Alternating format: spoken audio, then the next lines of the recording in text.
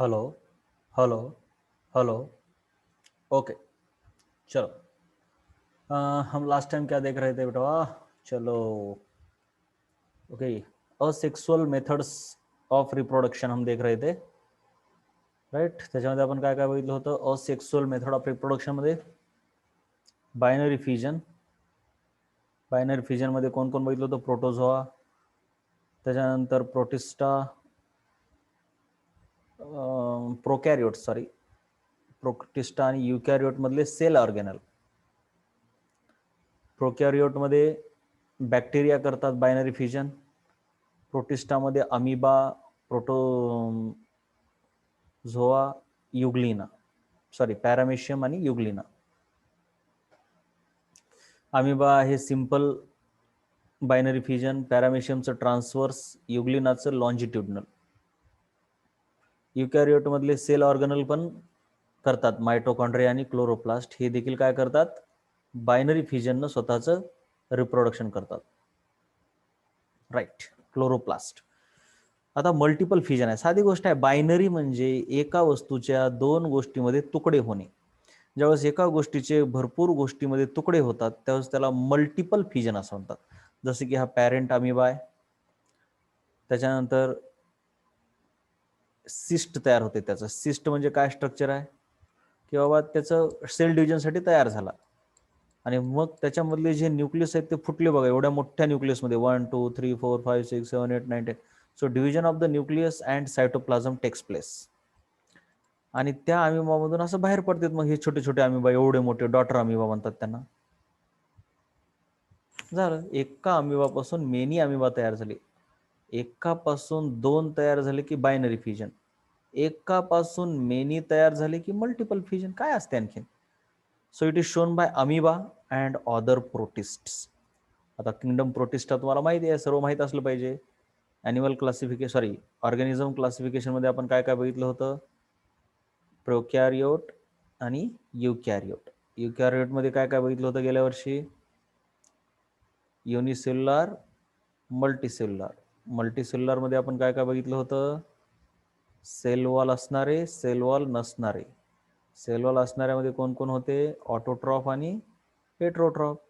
ह्यांना आपण म्हटलं होतं किंगडम मोनेरा, ह्यांना म्हटलं होतं किंगडम प्रोटिस्टा. तर हे आहे किंगडम प्रोटिस्टा. त्याच्यामध्ये हे आहे ऑटोट्रॉफ म्हणजे किंगडम प्लांट, हे आहे फंगी आणि हे आहे ॲनिमलिया. सो सर्वात पहिले काय होतंय ह्याच्यामध्ये मल्टिपल फ्युजनमध्ये? Stops the formation of pseudopodia. जो अमिबा असतो तो काय करतो? असं स्वतःचा आकार बदलत बदलत बदलत बदलत असा पुढे जात असतो. मग असा गोलाकार अमिबा आहे, त्याचा आकार असा असा असा असा असा होतो पुढे जाण्यासाठी. मग हे जे आहे ते त्याचे हातपाय असल्यासारखे वाटतात, हातापायांना म्हणतात पोडिया. तर ते खऱ्या हातासारखे आहेत का? नाही. म्हणजे आपल्यासारखे हात आहेत का? नाही, पण हातासारखे वाटतात. म्हणजे जी गोष्ट तशी नसते पण त्याच्यासारखी वाटते त्याला सुडो असं म्हणतात. Sudo, pseudopodia.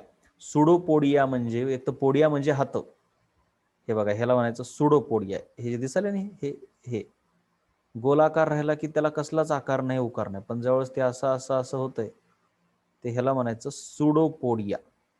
सुडो म्हणजे खोटे, पोडिया म्हणजे हातपाये, तर सुडोपोडिया. सुडोपोडिया म्हणजे खोटे हातपाय. मग खोटे हातपाय अमिबाच्या अगोदर बनायचे थांबतात. म्हणजे बघा कसा गोलाकार झाला.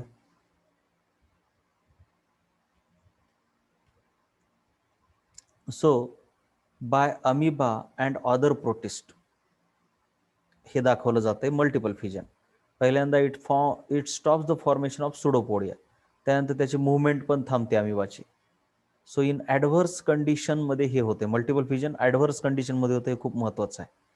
सर्वात मग काय होते? सिस्ट तयार होते. सिस्ट म्हणजे हे असं सेल डिव्हिजनसाठी तयार आहे. मग अमिबा, त्यानंतर काय होते? ह्या सिस्टमध्ये अमिब्युले तयार होतात. अमिब्युले तयार होतात म्हणजे हे छोटे छोटे छोटे छोटे छोटे छोटे छोटे छोटे मेनी अमिबे तयार होतात. सिंपल थिंग आहे हो, काय नाही.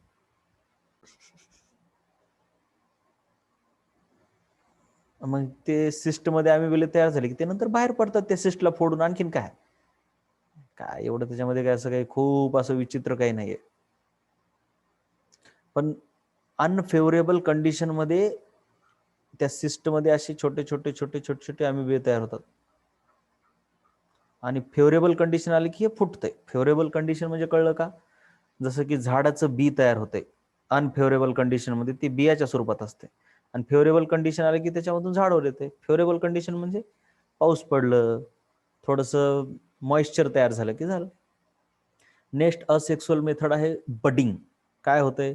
अशी पॅरेंट सेल असते. समजा ईस्टचं उदाहरण घेऊया आपण, फंगीचं. पॅरेंट सेल अशी थोडीशी लांबट लांबट होते, बल्ज होते म्हणतात तिला. मग तिचा हा न्यूक्लियस बघा फुटतो, इकडे एक गेला इकडे एक गेला, सेल डिव्हिजन सारखंच होते ना आणखीन काय. आणि मग इथून कापल्या जातं. हे बघा कापलं, पण डॉटर ईस्ट म्हणतात त्याला. हे असे बड बड बड किती तयार होतात आणि त्याच्यापासून नवीन ईस्ट तयार होते. हो गया काम, कुछ भी नाही रे, टाइम पास है सब कुछ. हट. हे ऍक्टिव्हिटी दिल्या तुम्हाला पुस्तकामध्ये. काय करा? साखर घ्या आणि त्याच्यामध्ये ईस्ट टाका 1 तासासाठी. राईट. मग ईस्ट युनिसेल्युलर फंगस आहे.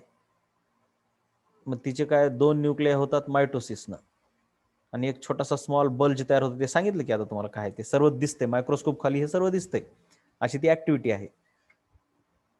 सुरुवातीला त्या जे बल्ज तयार झालाय त्याच्यामध्ये एक न्यूक्लियस घुसतो असा, आणि मग इथून हे फाटतंय, सेपरेट होते. बाकी काय, सफिशियंट ग्रोथ झाली की हे बड जे आहे वरचा बड ते तुटून बाजूला पडतो. झाली एक नवीन फंगी तयार झाली. दिस इज कॉल्ड ॲज बडिंग. बड म्हणजे कोंब असं समजा की हो. नेक्स्ट क्या है बेटवा? नेक्स्ट है asexual reproduction in multi cellular organism. बघा आपण रिप्रोडक्शनचे प्रकार बघत आहोत, है का नाही? रिप्रोडक्शनचे प्रकार काय काय? तर sexual reproduction, asexual reproduction. Sexual नंतर बघायचं, असेक्सुअल मध्ये युनिसेल्युलर मध्ये बघितलं. त्याच्यानंतर आता मल्टी सेल्युलर सुरू करायचं. युनिसेल्युलर मध्ये काय काय बघितलं आपण? बायनरी फिजन, मल्टिपल फिजन आणि बडिंग. आता आपण बघत आहोत मल्टी सेल्युलर. मल्टी सेल्युलर मध्ये पहिलं आहे फ्रॅगमेंटेशन. तर फ्रॅगमेंटेशन काय होतंय? Body part of the parent breaks into many fragments and each fragment starts to live as independent organism. जसं की ही एक स्पायरोगायर आहे, जस्ट तिचे तुकडे होते. बायनरी फिजन सारखं, मल्टिपल फिजन सारखं नाहीये, त्यात काय असं न्यूक्लियस वगैरे जात नाहीत. ही स्पायरोगायर आहे, तिचे जस्ट असे तुकडे झाले हो, तुकडे. आणि ते प्रत्येक तुकडा आता एका ऑर्गॅनिझम सारखा जगायला लागतो. काही नाही सेल डिव्हिजन असं काही होऊन, किंवा एक अगोदर सेल होती नंतर प्रत्येकामध्ये एक एक असा न्यूक्लियस गेला, असं काही होत नाही. ते जस्ट त्याच्यात भरपूर सेल असतात. ऑलवेज अशा सेलच असतात ह्या सर्व सेल, अशा भरपूर सेल न बनलेलं असते. बस कुठून पण तुकडे पडतात असे, आणि ते प्रत्येक तुकडा आहे का ऑर्गॅनिझम सारखं काम करतो. सो स्पायरोगायरा ही एक आल्गीचं उदाहरण आहे. सायकॉन नावाचा स्पॉन्ज आहे. स्पॉन्ज काय आहे ॲनिमल किंगडम मध्ये कळेल, तो पण याच पद्धतीनं करतो.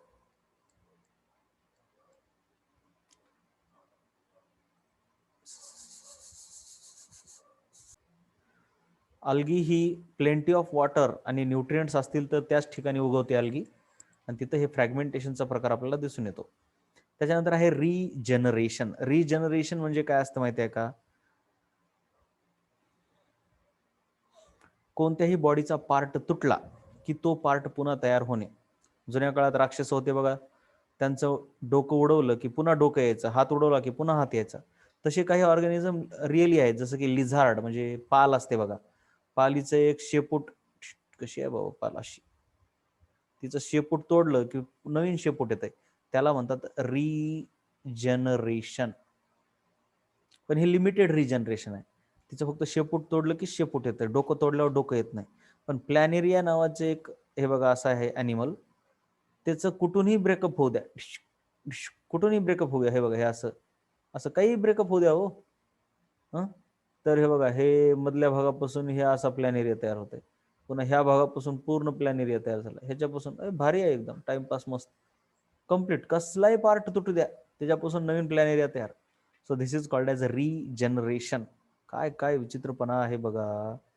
निसर्ग म्हणजे निसर्गच आहे बाबा, डोक्याला शॉर्टच देऊ शकतो, एवढं जास्त आहे त्याच्यात. काय काय काय काय काय पण आहे, काही पण आहे हो. त्यानंतर स्पोर फॉर्मेशन. काय म्हणते स्पोर फॉर्मेशन? सर्वात पैकी बघा,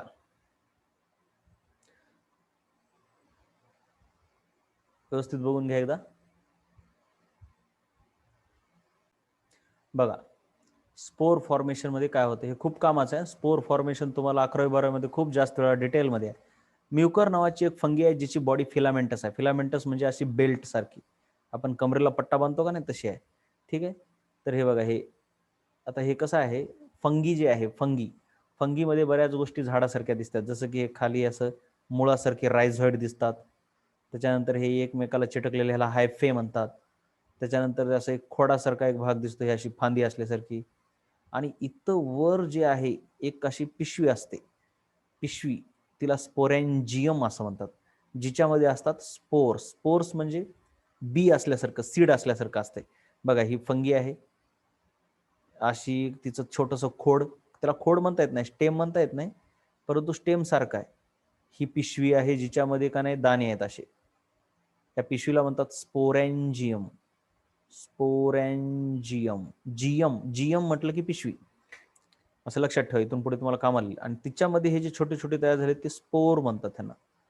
आणि हे स्पोर काय करतात, असं इथून फुटतं, हे फुटलं की ह्याच्यामधून बर्स्ट होऊन बाहेर भुसकून बाहेर पडते. बाहेर पडले हे स्पोर पूर्ण हवेमध्ये उडतात आणि पुन्हा हे जमिनीवर जाऊन बसतात. आणि जमिनीवर गेले की पुन्हा ह्यांच्यापासून एक नवीन फंगी तयार होते आणि त्याला पुन्हा असं स्पोर्स तयार होतात. बघा, प्रत्येक स्पोर पासून नवीन नवीन फंगी तयार होते. So the new colony forms spores. नवीन जी कॉलनी तयार झाली, ही वसाहत, कॉलनी म्हणजे वसाहत, त्यांच्यापासून स्पोर तयार होतात.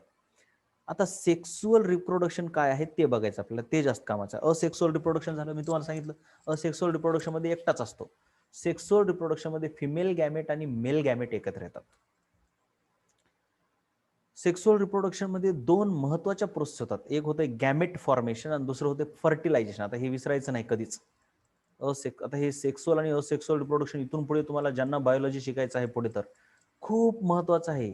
N to N, N to N मध्ये कसं जाते आणि टू एन पुन्हा एन मध्ये कसं येते, हे तुम्हाला गेल्या वेळेस पण सांगितलं होतं, राईट. सेल डिव्हिजन मध्ये ह्याला म्हणतात life cycle, right. Alternation of generation देखील म्हणतात. तर सतत आपण एन मधून टू एन मध्ये, टू एन मधून एन मध्ये जात असतो. जसं की आपण हे पूर्ण इथं बसलोय, ठीक आहे. तर हे पूर्ण आपली बॉडी टू एन आहे, प्रत्येक सेल आपली टू एन न बनलेली आहे. परंतु जे रिप्रोडक्टिव्ह पार्ट मध्ये आपल्याकडे स्पर्म आणि एग असतात ते मात्र एन असतात, मॅच्युअर झाल्यावर तयार होतात. आणि हे तसंच इथं समजा मुलगी आहे, ठीक आहे, ही तिच्या पण रिप्रोडक्टिव्ह पार्ट मध्ये जे एग आहे तो एन आहे, पण बाकी बॉडी टू एन आहे. मग हे एन जे स्पर्म आहे त्याला गॅमेट म्हणतात, मेलचा गॅमेट आणि फिमेलचा गॅमेट. मग हे गॅमेट एकत्र आले की ह्या टू एन तयार होते, त्याला फर्टिलायझेशन म्हणतात. पुन्हा हे टू एन झालेला झायगोट मोठा होतो, हे पण ह्याचं काहीतरी मुलगा किंवा मुलगी तयार होते. पुन्हा ह्या मुला किंवा मुलीमध्ये मिओसिस होते, मिओसिस. आणि हे मिओसिस झालं की पुन्हा टू एनचं एन होतं, एनचं टू एन, टू एनचं N, N to N, N to N, N to N, हे सारखं होत राहतंय. एन म्हणजे गॅमेट्स. हे लिहूनच घ्या, थांबा, हे खूप कामाचं आहे, तुम्हाला हे शेवटपर्यंत कामाला येते. एन टू एन, एन आणि टू एन, एन आणि टू एन. बघा, इथं लिहितोय मी.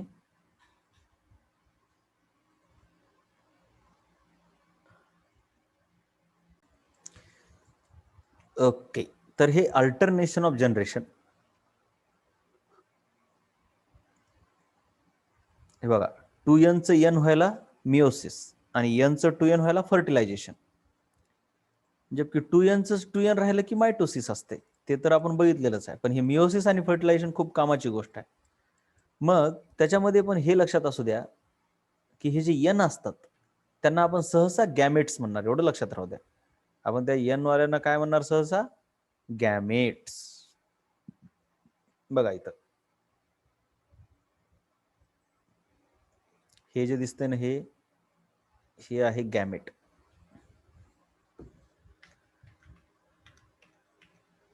गॅमेट असते एन.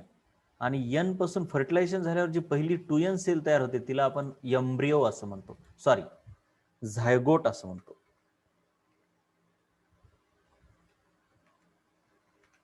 झायगोट.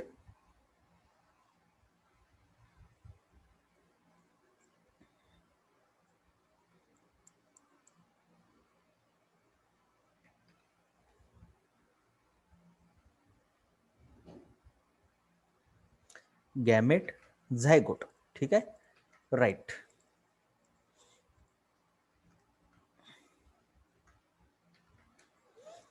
त्याच्यानंतर काय आता, चलो चलो चलो चलो, हा सेक्सुअल रिप्रोडक्शन मध्ये मग फिमेल गॅमेट आणि मेल गॅमेट एकत्र येतात.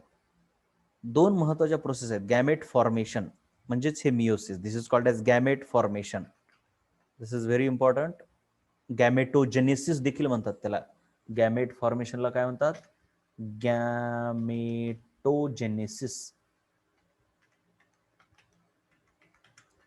ही जी मिओसिसची प्रक्रिया आहे तीच इथं गॅमेटोजेनेसिसचं काम करते बघा. गॅमेटोजेनेसिस.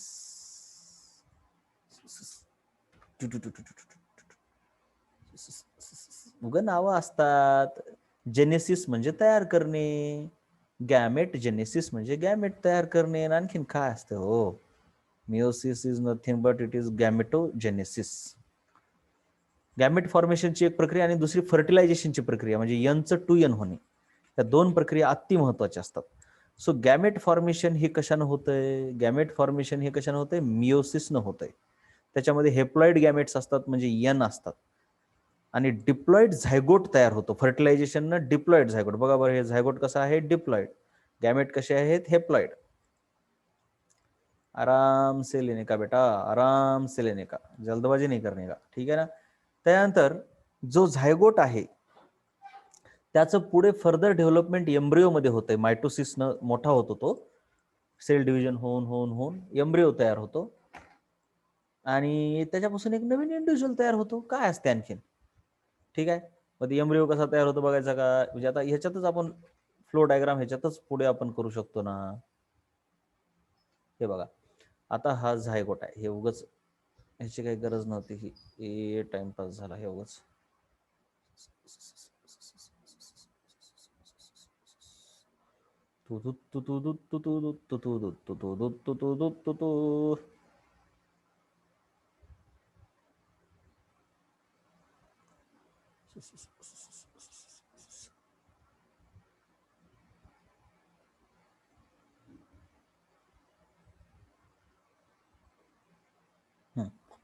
झायगोटचा होतो नवीन इंडिव्हिज्युअल, म्हणजे अगोदर एम्ब्रिओ होतो, डेव्हलपमेंट होऊन होऊन होऊन होऊन मायटोसिस होतंय, मायटोसिस मायटोसिस. बघा 2nचं 2n राहिलं की त्याला मायटोसिसच म्हणायचं. हे झायगोटचा काय झाला, एम्ब्रिओ. हे बघा, एम्ब्रिओ. आणि एम्ब्रिओचा नवीन इंडिव्हिज्युअल तयार होतो, हे पण 2nच आहे. ठीक आहे, हे बघा, ह्याच्यापासून होतो न्यू इंडिव्हिज्युअल तयार. This guy is called as new individual.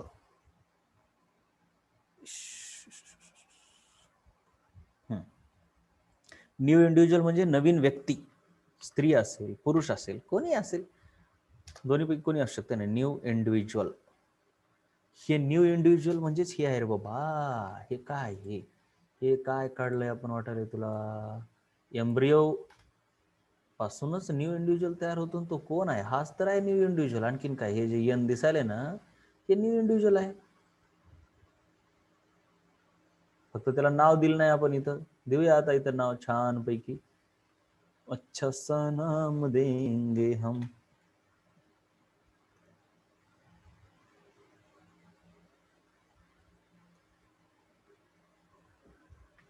New individual, new individual.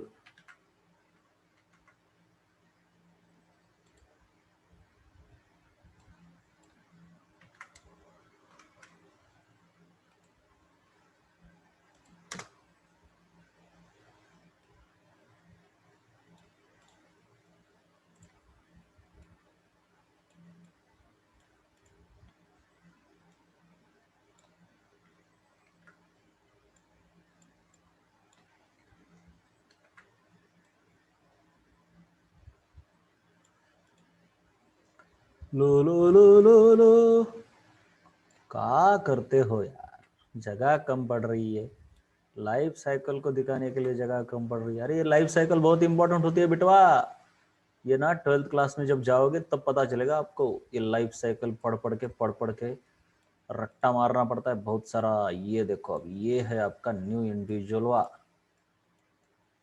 N to N कसा आहे काय नाही बघा।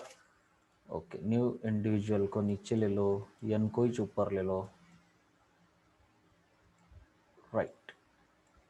हो हो हो हो, तसं तर ह्याच्यामध्ये आणखीन भरपूर आहे, पण तुम्हाला ही छोटी लाईफ सायकल, तशा तर मोठ्या मोठ्या लाईफ सायकल 12वीच्या लय खतरा असतात, एकदम मोठ्या मोठ्या, राईट। हां, सुरुवात अशी, इथूनच शिकतोय माणूस। हां, इथूनच शिकायचं, इथून एकदा सवय झाली की नंतर कळायला लागते तुम्हाला की अशी लाईफ सायकल असते। ही बघा, ही सेक्सुअल रिप्रोडक्शन मधली लाईफ सायकल आहे, ठीक आहे। N to N, to N to N, embryo पासून इंडिव्हिज्युअल मायटोसिस न तयार होतो, मायटोसिस, मिओसिस, फर्टिलायझेशन, झायगोट पासून एम्ब्रिओ पण मायटोसिसनेच, जिथं 2N चं 2Nच राहिलंय ते मायटोसिसच आहे, ठीक आहे ना। काय घाण अक्षर यायलंय,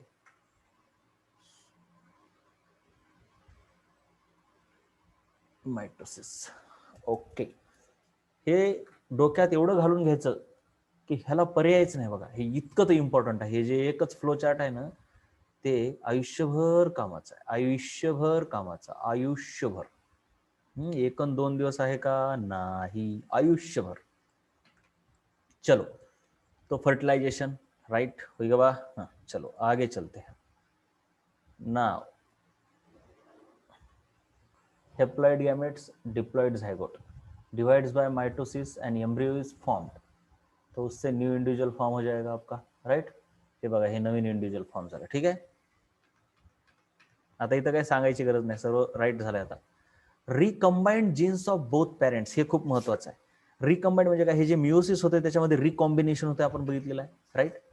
आणि मग फर्टिलायझेशन होताना ते रिकंबाइंड जीन्स एकत्र येतात आणि त्याच्यामुळे काय होते, व्हॅरिएशन तयार होते, कॅरेक्टर्स जे तयार होतात नवीन इंडिव्हिज्युअलचे। मिओसिसमध्ये काही कॅरेक्टर सेम असतात पण काही डिफरंट असतात, पण मायटोसिसमध्ये एक्झॅक्टली सेम कॅरेक्टर असतात। ह्याच्यामध्ये मिओसिसमध्ये जेनेटिक व्हॅरिएशन, इव्होल्युशन व्हायला खूप मोठा स्कोप आहे, खूप महत्वाची गोष्ट, खूप महत्वाची गोष्ट। इव्होल्युशन आणि व्हॅरिएशन सेक्सुअल रिप्रोडक्शनमुळे शक्य होतंय, रिकॉम्बिनेशन होते त्याच्यामुळे। उसके बाद क्या है रे बेटवा, चलो लेटस थिंक मध्ये आता साधी गोष्ट आहे यार, तेच विचारलं असणार सोपं। What would have happened if the male and female gametes had been diploid. म्हणजे समजा मेल आणि फिमेल गॅमेट डिप्लॉइड असले असते, साधी गोष्ट आहे की रे, मेल गॅमेट फिमेल गॅमेट हे दोघं जर डिप्लॉइड असले असते, हे दोघं एकत्र आले फर्टिलायझेशन मध्ये, तर 4N तयार होईल ना। आपण 4N झालो असतो मग, त्याच्यामुळं मेल आणि फिमेल गॅमेट हेप्लॉइड असावेच लागतात। डिप्लॉइड गॅमेट पासून टेट्राप्लॉइड झायगोट तयार झाला असता, टेट्राप्लॉइड म्हणतात त्याला, टेट्राप्लॉइड, पण हे शक्य नाही, असलं होणं शक्य नाही, म्हणजे होऊ नये, म्हणजे हे काय होतं, मग आपली प्लॉइडी वाढत जाते अवघड, प्लॉइडी म्हणतात त्याला, प्लॉइडी बोलेंगे इसको। त्यानंतर chromosome number would not have maintained, आपल्यामध्ये जे सतत 2N नंबर आहे तो मेंटेन झाला नसता। 2N समजा झायगोट झाले असते, म्हणजे मिओसिस झालंच नसतं समजा, तर काय झालं असतं, ह्यांचं फर्टिलायझेशन झालं की 4N, मग पुन्हा त्या 4N सोबत दुसरी 4N गॅमेट एकत्र आला की हे 8N, म्हणजे जशी जशी पिढी पुढे चालली आहे तसं तसं 8N, 16N, 18N, आपलं 32N वगैरे वगैरे असं तयार झालं असतं। सो क्रोमोझोमचा नंबर मेंटेन झाला नसता। व्हॉट इफ नो मिओसिस, जर मिओसिस झालं नाही तर हेप्लॉइड गॅमेट तयार नाही, हेप्लॉइड गॅमेट तयार होणार नाही तर आपली प्लॉइडी 2N, 4N, 8N असं वगैरे होत जाणार। त्याच्यानंतर आता आपल्याला बघायचं आहे सेक्सुअल रिप्रोडक्शन इन प्लांट्स, तर हे आपण नेक्स्ट लेक्चरमध्ये बघूया, राईट। ओके,